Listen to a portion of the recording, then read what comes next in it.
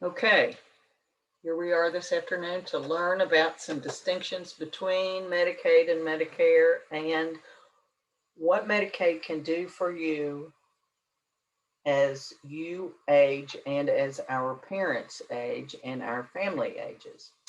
One thing I looked at a presentation I had done in 2018 for this Lunch and Learn, and everything that you see with the state has changed. Everything has changed. DMS website, DMS is the Department for Medicaid Services. I apologize, I'll be using probably acronyms. If you don't know what they are and I forget to explain, please ask.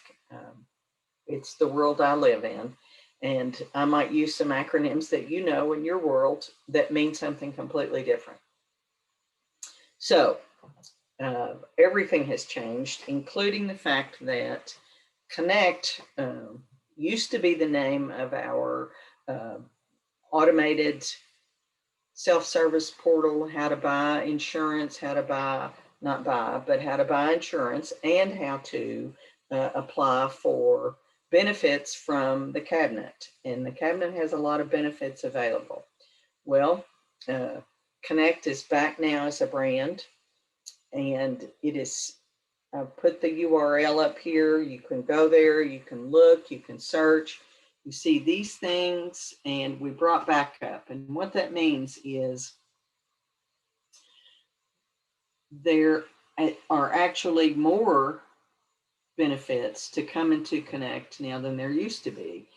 You can, and I hope you can see this on your screen, but for the health coverage, there's always been Medicaid and children's coverage. For us, that means CHIP or K-CHIP.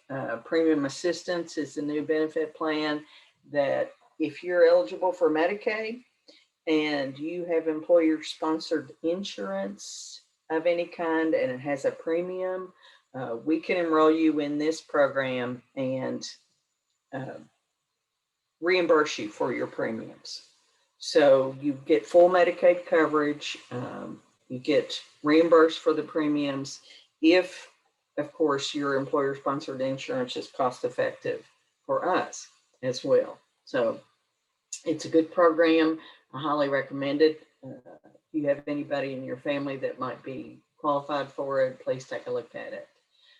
Qualified health plans under Kentucky Health Benefits Exchange. Those are the private insurance that you would have bought off the federal exchange is now available again, once again, or will be this fall through Connect. We have our pandemic, time limited, presumptive eligibility insurance available through here. Plus connectors. Connectors are folks that can assist you with applying for any program that comes through the cabinet, any program at all. And it is in the second purple balloon under benefits. That tells you at least a few of the things that you can apply for there. This year, late last year, we were able to add a new asset. I'm going to say a new asset to Connect, and that is a community resource. The ability to, because you've applied, if you select, you can be referred to different community resources that are available out there to everyone. So we're pretty excited about that program. It's just starting, but it gets a lot of hits on the website because when people come in to apply, and as we all know, during the past 12 months, a lot of us have lived a very different life. So there have been folks who've never been involved with government benefits before, who've had to be involved with government benefits. So they may not have known anything about the other community resources that are available to them. Rent assistance, clothing assistance, things that the cabinet is not able to provide. So we're very happy about the resources engine. So portals. Connect Kentucky. Connect self-service portal is a place that has been recently redesigned and is available to you and to everyone. You can use it on your phone. You can use it in the library. It is much more friendly to apply for these benefits, and you can apply for long-term care benefits, which we call adult Medicaid. You can apply for traditional benefits. You can apply for time-limited benefits. So it's all there, and it should all be much more accessible to you. If you've ever visited the self-service portal before and thought it was a little bit wicked to use, please go back and take another look, and I hope that you're very satisfied with what you see. But if you're not, I'm sure you'll find a way to tell us. There's also the DCBS telephone line.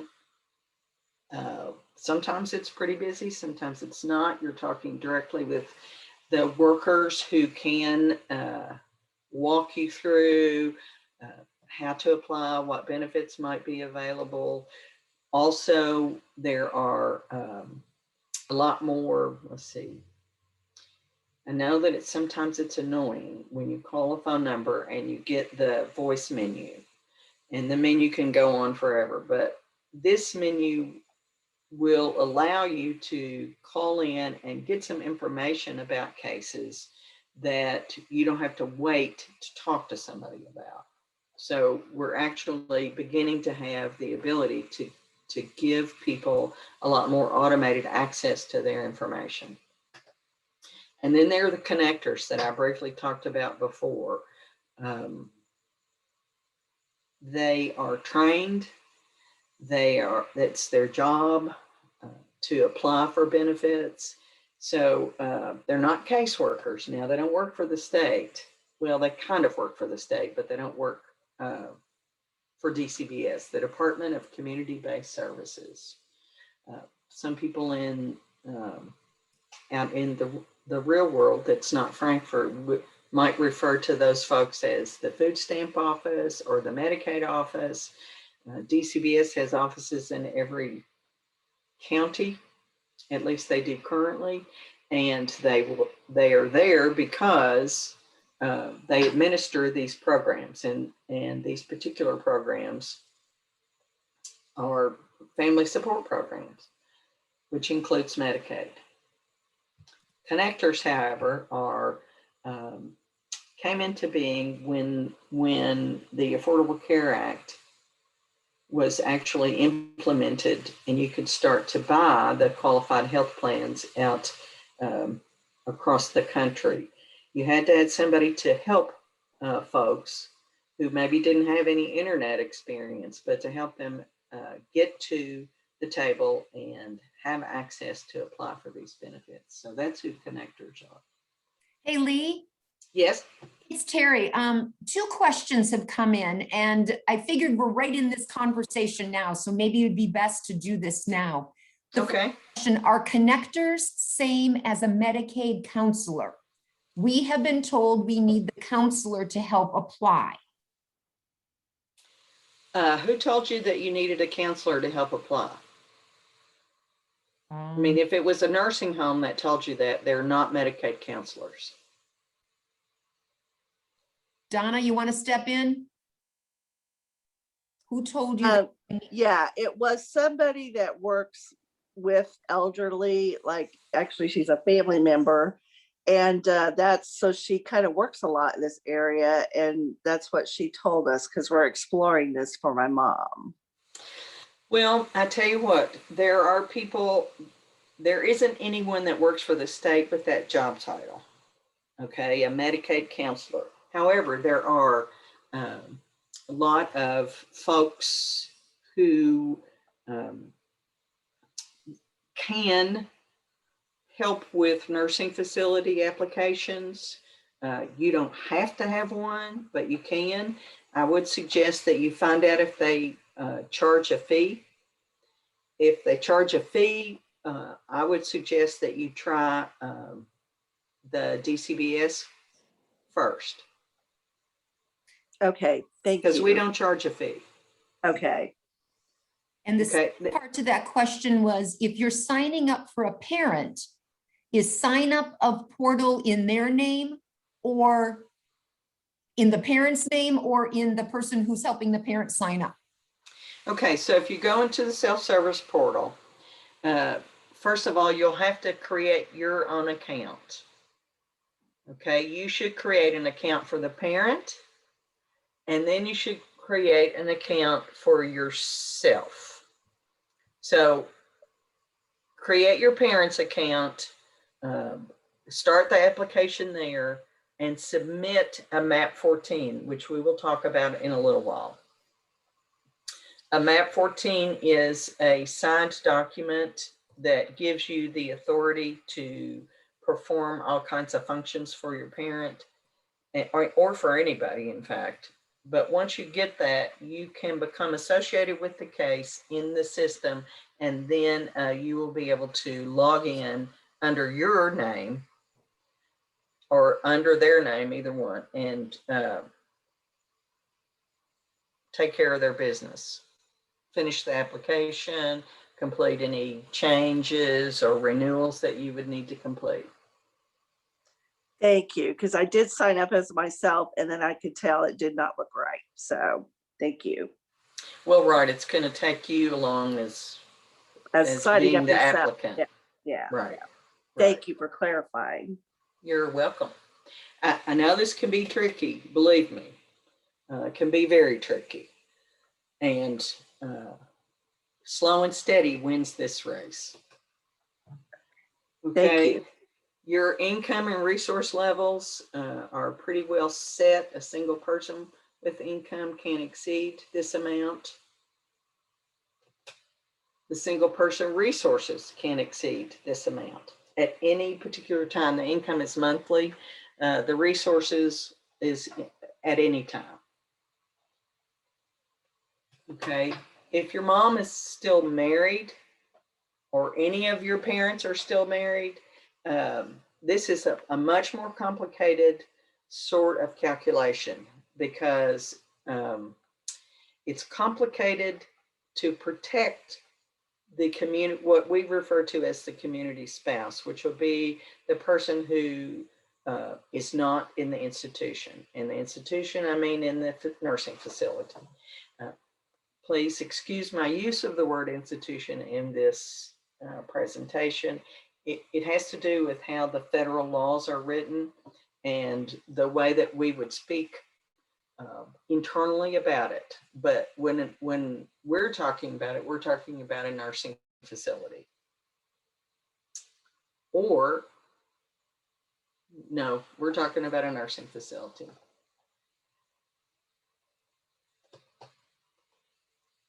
Okay, Medicare Savings Program. Medicare Savings Program is a benefit that a person with Medicare already, if their income level is appropriate in a couple of different ways, they might also be eligible for qualified Medicare beneficiary. If their income is at 100% of the federal poverty level, sorry, we might give certain benefits to the QMB. QMB, if you've ever heard that, QMB.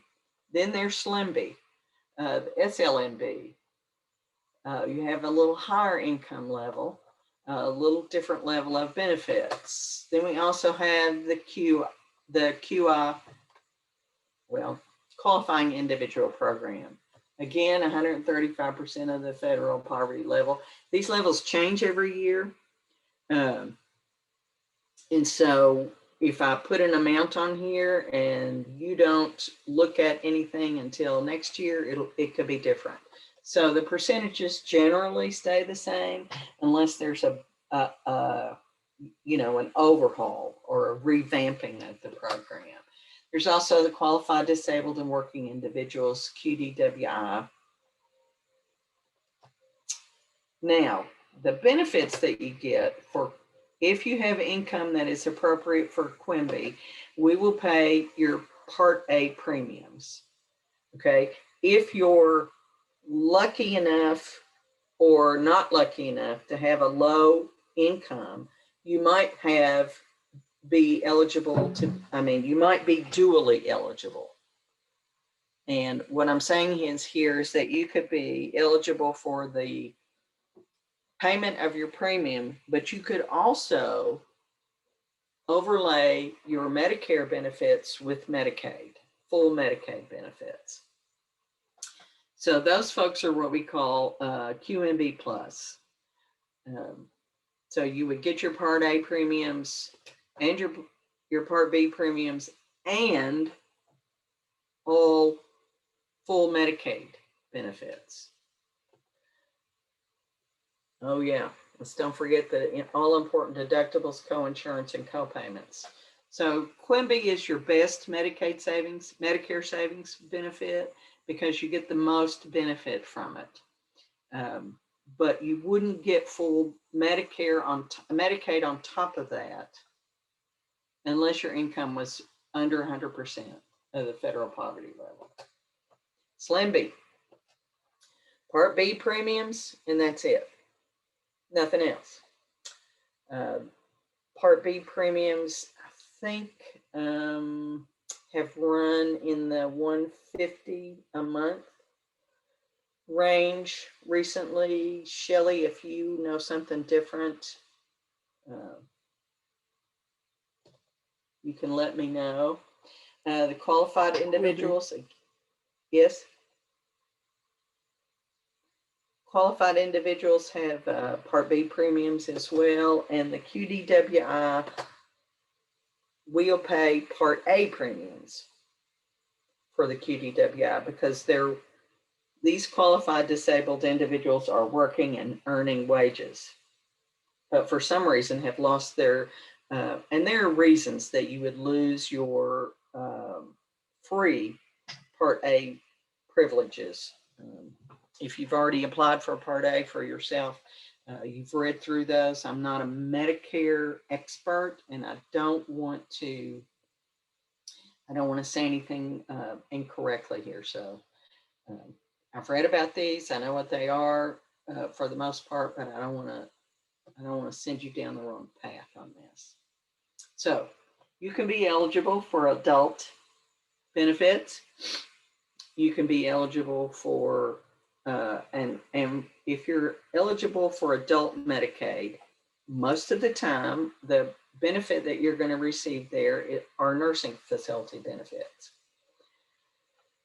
You could also receive some other benefits that we can talk about just very briefly towards the end. I would say that the biggest payer for nursing facilities is Medicaid in the state,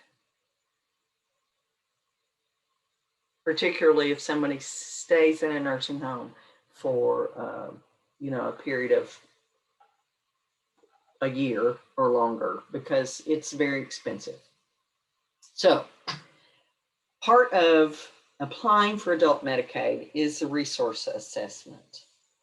So your resources are property that you own, savings accounts, anything of pretty much of value that you would have that is not income.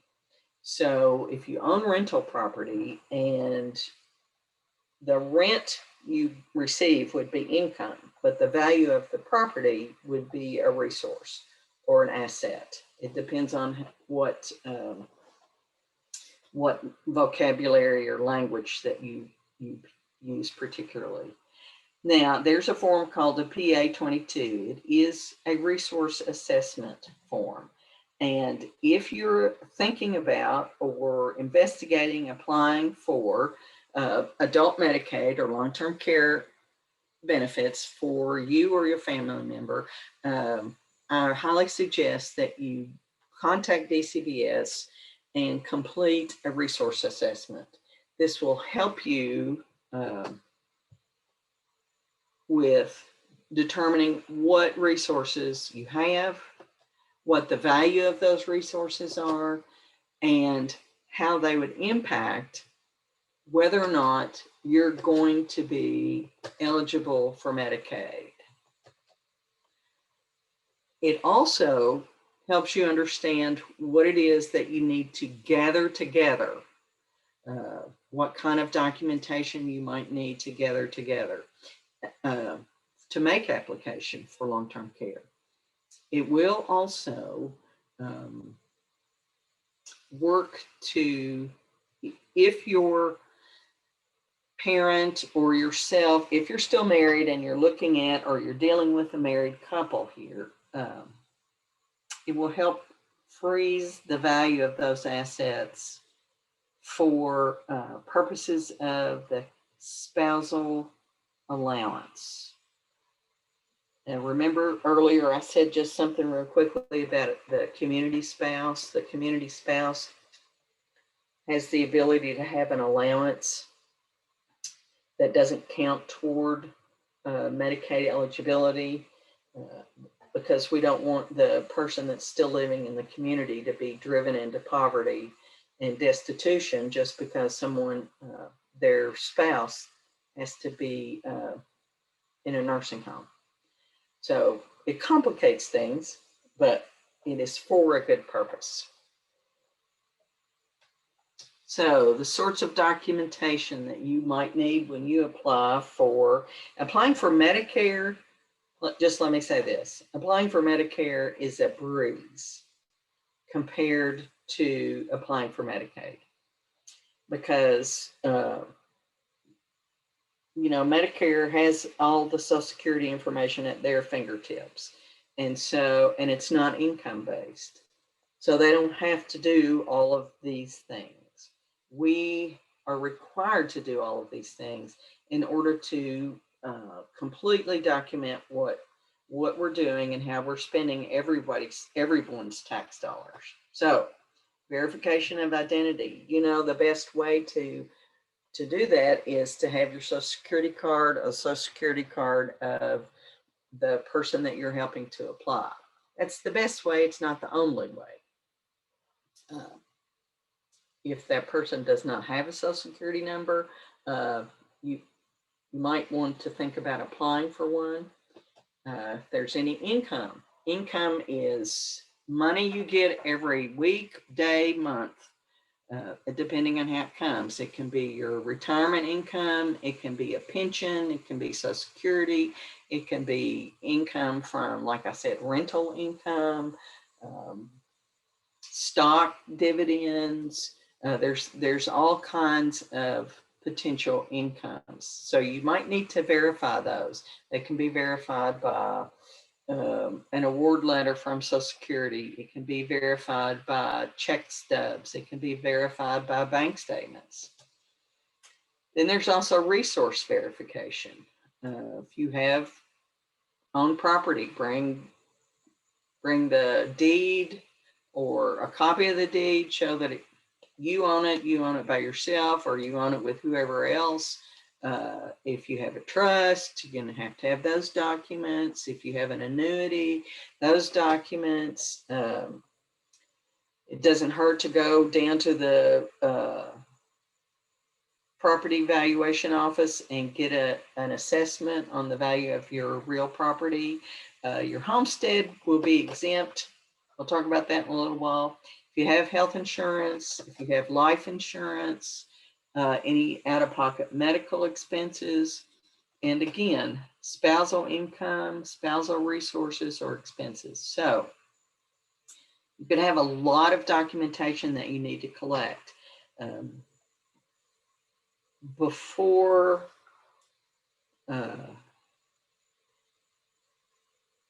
the oldest people in my family weren't just me and a cousin or two that I have that might be a couple of years older.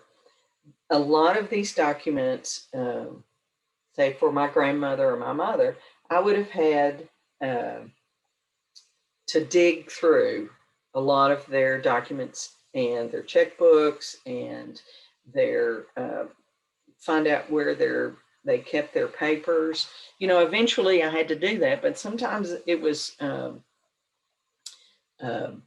not a very fun time. That you have to go through here and dig in people's, your loved one's property. So you might want to consider at some point, you know, where do you keep these things? Where are these things kept? How are they kept? Just to know, not to know the business. Some people are very private and they don't want you to end up in their business right now, but to know how to find out. Because we, behind the scenes, we'll do some electronic verification as much as we can.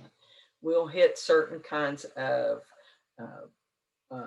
information hubs that will tell us whether or not you own real property, that whether or not you might have bank accounts, or the applicant will have bank accounts. And so if you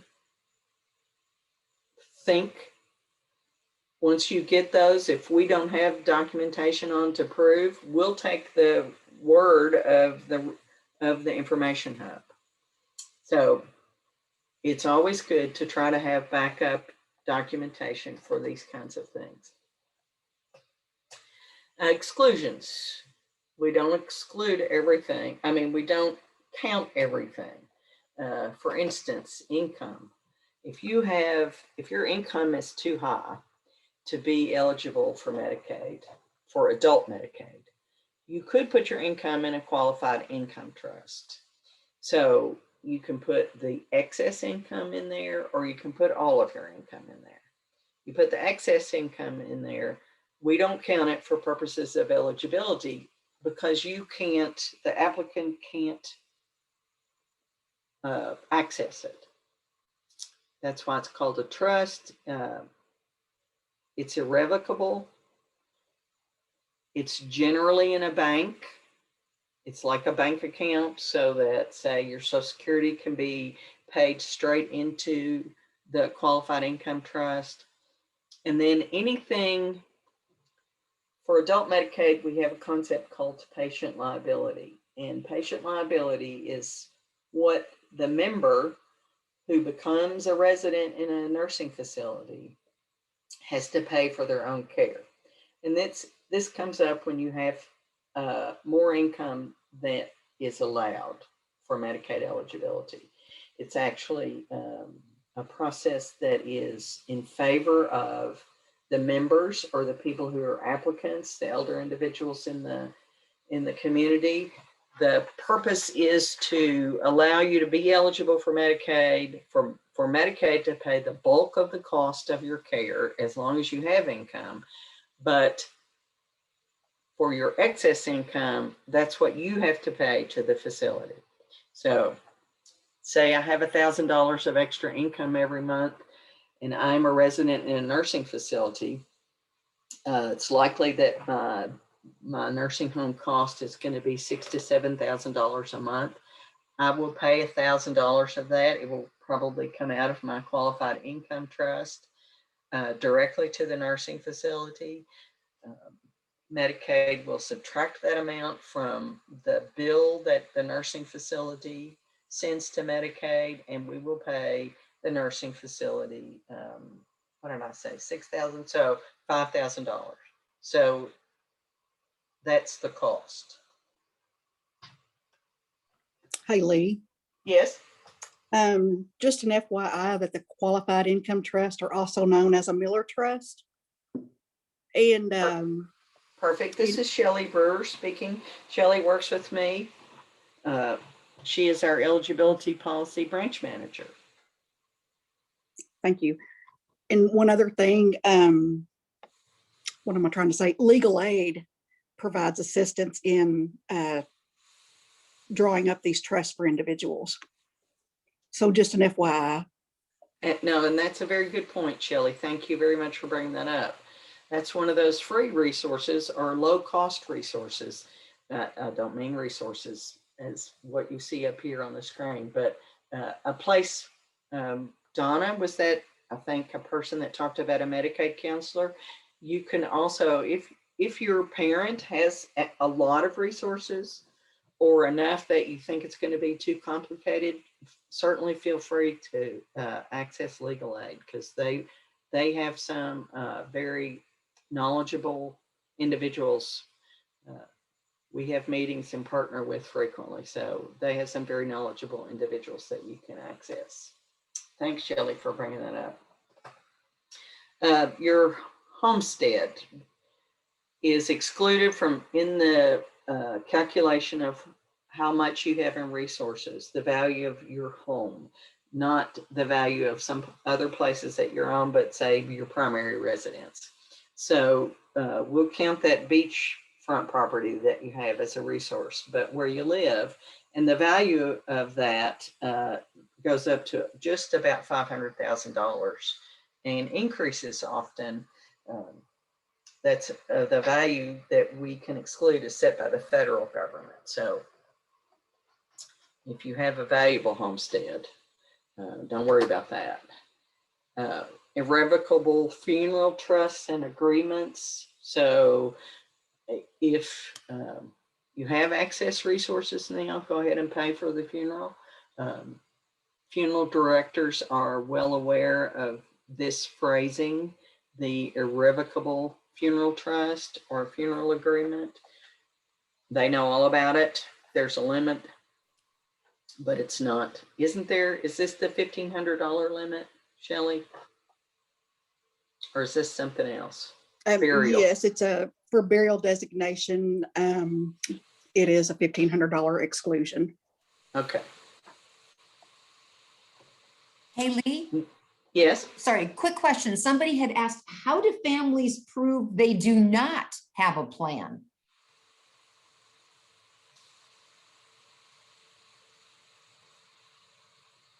Before, when I talked about the information hubs, if we had, is that what you're talking about there?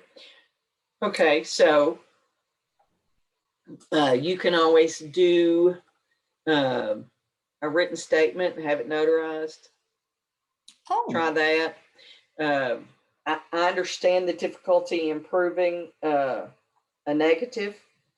Usually what would happen is that we would, and when I say we, I mean the system reaches out and gathers information up, and it might find something that your parent or the applicant used to own and no longer has. And sometimes that you can show that. So if I owned a piece of property, say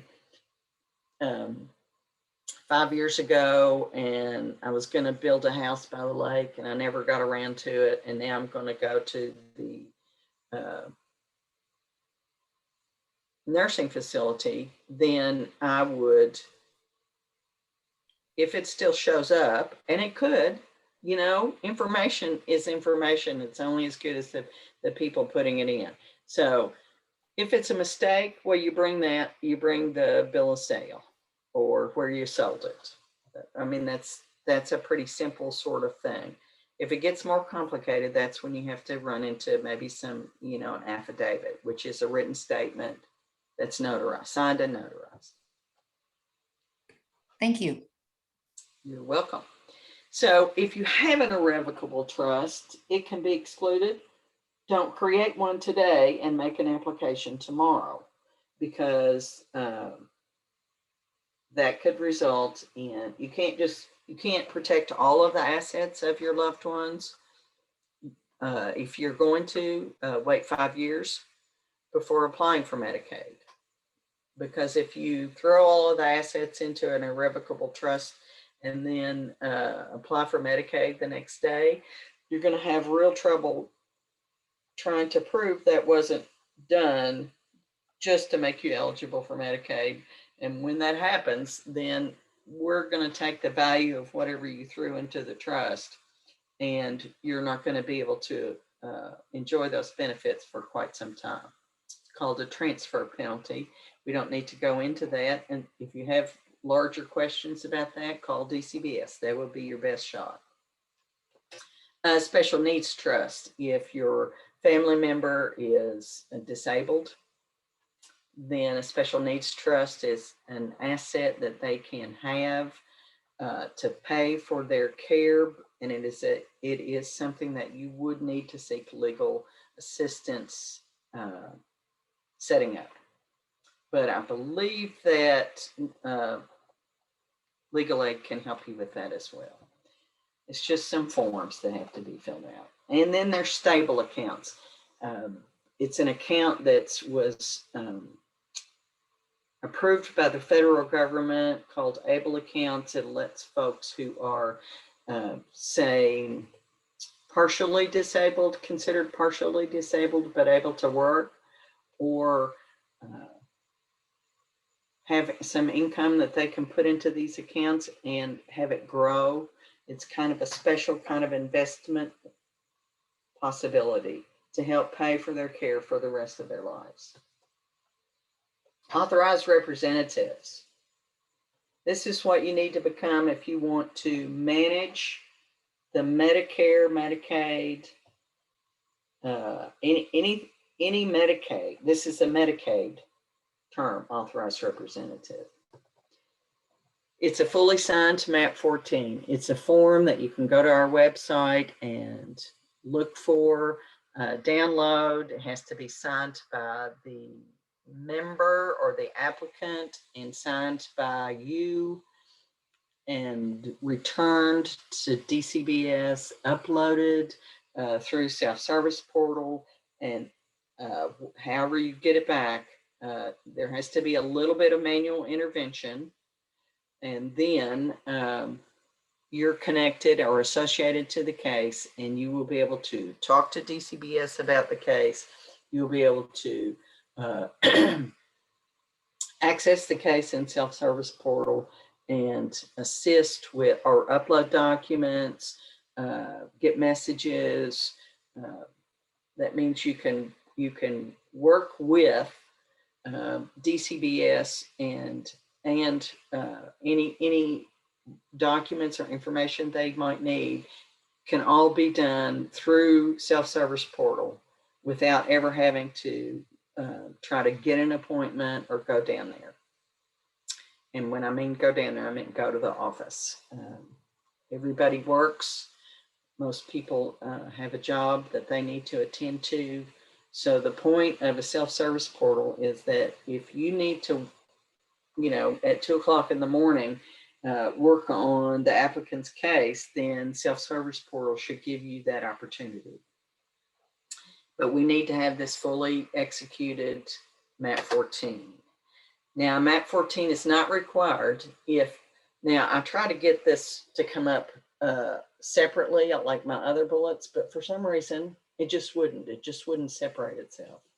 So MAP 14, if you're the payee, you don't need one. If you're a current spouse, you don't need a MAP 14, or if you have the power of attorney or you're the guardian. So a document that gives you legal authority over the applicant, you don't need a MAP 14. We're going to recognize that document, but you're going to have to submit it to us as well.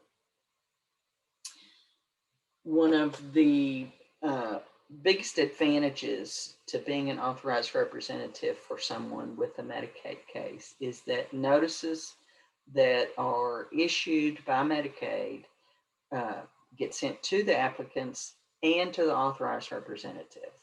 So in case something needs to be submitted, it won't just go to the applicant's address, which might be a nursing facility, but it'll come to you as the authorized representative, and then you can take care of it. If it asks for something, if you need to sign something, you can take care of it.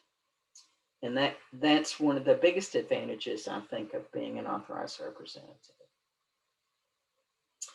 Now, we're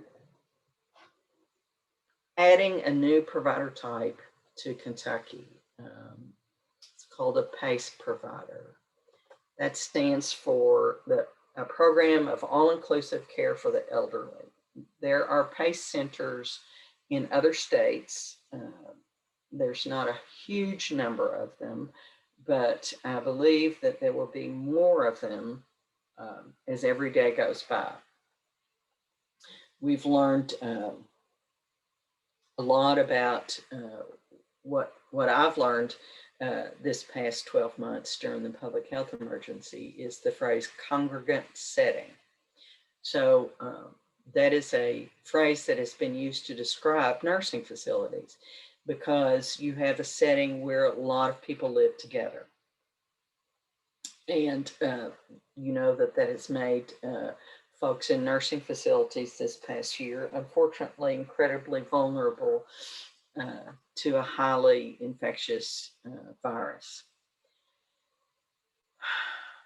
And we're, you know, the baby boomers are still turning 60 and 65 in massive numbers on a daily basis. So this program is, like I said, it's a new provider type for Kentucky. We don't have any yet. We're going to get some. It is a provider that provides all of the health care for its members. And you can be Medicaid only, Medicare only, or private pay. Your best shot, of course, is to be a full dual member, because then you get, you have everything at no cost. So this provider has to have a bricks and mortar center where there's socialization activities, where you can get medical treatment. They provide transportation, meals, all prescriptions. Of course, you have to see their healthcare providers, go to their hospitals. But they take care of every possible piece of healthcare that you would need, including home health. And the whole point is to try to keep elderly folks in the community versus in the nursing facilities. Now, if you need to go to a nursing facility and you're enrolled in PACE, you certainly will go to the nursing facility. And not everybody can go enroll in a PACE program. They have to be 55 and meet the same level of care assessment as you would for a nursing facility.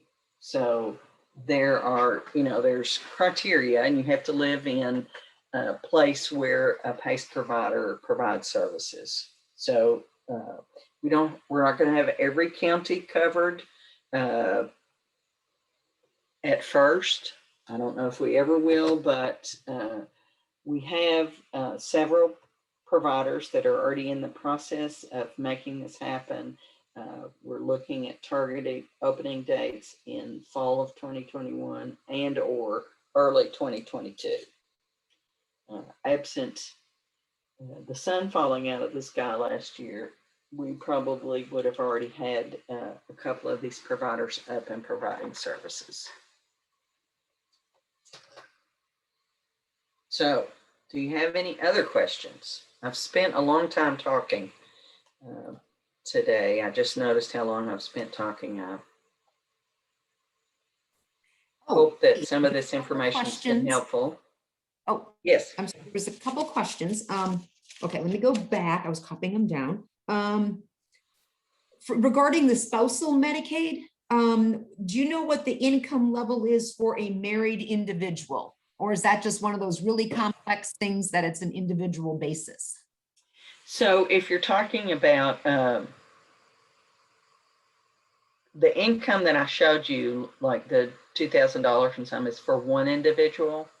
So when you have a married couple, Shelley, I'm going to be quiet and let you talk about this. How about that? Hi. So I believe the $2,000 Lee was referring to is the special income standard. Yes. Which would require you to get a QIT if needed. Yeah, So, oh, yes. I have a reference table that I could send you all. If someone wants, or if you all want to email me, I can email you a reference table that shows the income levels, resource levels, and so forth. You know, that'd be great. I can email that out to everybody who's registered to attend today. Wonderful. Because I have. And I'm opening up a document now to let you know. let's see. So the income allowance for a community spouse, the minimum is $2,155, and that changes in July. And then the maximum is $3,259.50.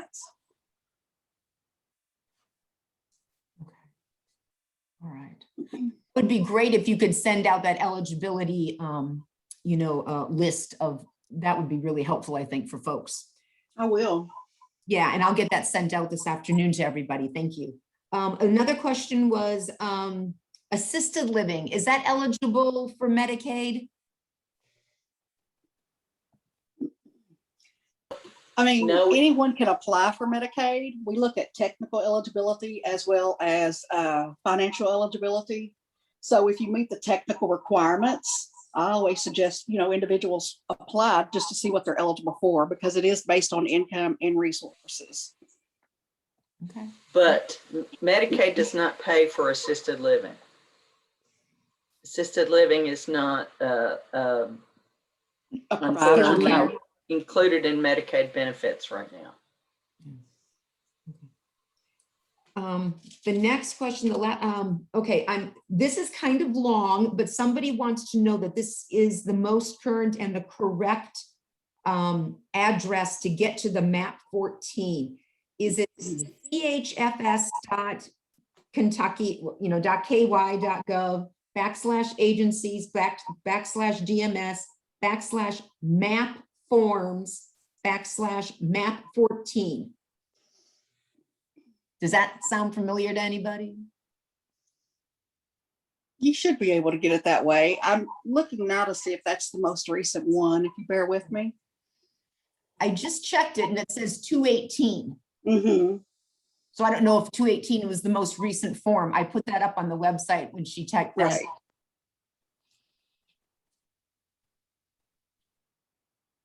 Yeah, the revision date is correct. It is Okay. correct. We haven't revised that since. Oh, okay. So that's the newest and updated form for her. Yes. Great. Okay. And And then, there are forms we have in Spanish too, okay? okay. Yeah, that makes sense. Yeah. And then the next question was, where will information about PACE providers be posted when available?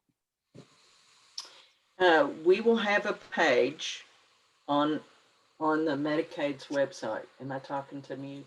Can you hear me? Okay. We'll have a page on Medicaid's website for members that say what's new. I don't imagine that will happen until probably towards the end of summer. Okay. Okay. And you said this will also include Lexington as part of the group, all the counties, hopefully big cities will. Yes, Okay. not all the counties will be covered. Certainly, there are federal requirements about distance and how far away from the center people can live. So people will have to, only some counties will be covered, but certainly the Jefferson County area, the Fayette County area, there are other areas where there'll be providers. Okay. And we'll be listing those. Okay. On that website later on in the Yeah, this is absolutely the first time I've talked about PACE providers in public. Oh, Since, well, thank you for making us your first. Well, I thought this might be a good audience because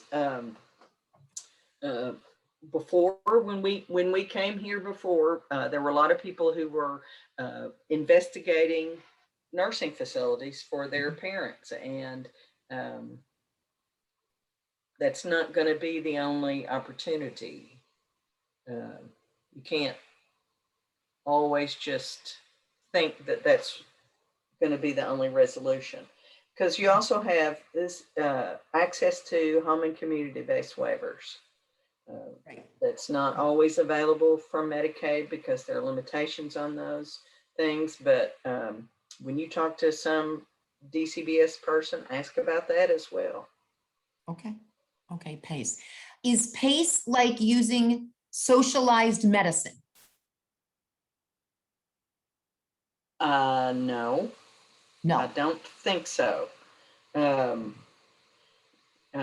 hmm.